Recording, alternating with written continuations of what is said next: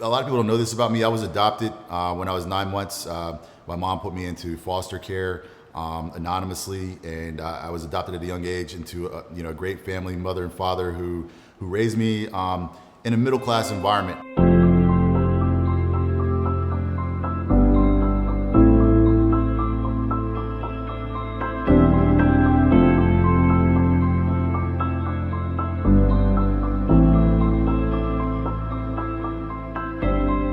I was a horrible student.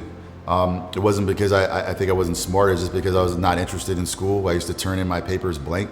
I used to turn in my tests blank and go back to sleep. Had no interest in school. Didn't really do too much in sports when I was a kid, but I was always interested in working out and fitness.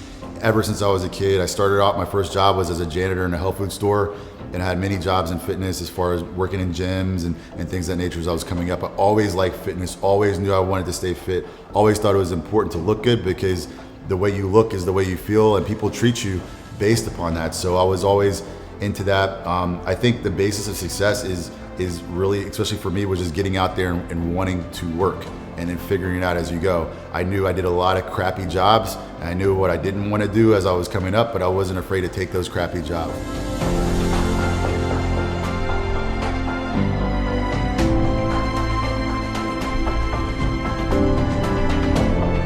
I was in corporate before I became an entrepreneur, and I was blindsided in 2008 by the financial crisis. So I basically lost everything I had. Lost my homes, lost all the savings. All the savings I just put into the stock market really washed away in front of my face at a lunch counter as the market was tanking.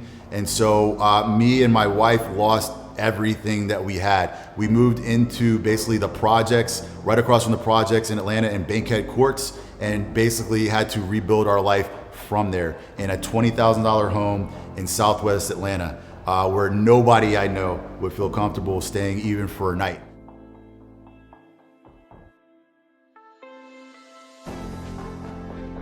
I never want to experience that again, and most people haven't felt that kind of loss. So for me, it's a really, really, really big deal that we be successful. It's a really, really big deal that this is long-term success and not short-term success, because I never want to go back and have to tell my kids, we're moving, out of this house, we're moving out of this school. Oh, daddy couldn't pay the bills and put this together for you. So protection of your family from poverty, from loss, from financial ruin is really, really big to me. So a lot of time, if you were ever see me in the way I operate, I like to kind of like stack acorns, and it's really like a depression era mentality that you find a lot of time with people that are in their like 80s and 90s, because you felt what it feels like to lose that, and it's so painful you don't ever want to experience that again.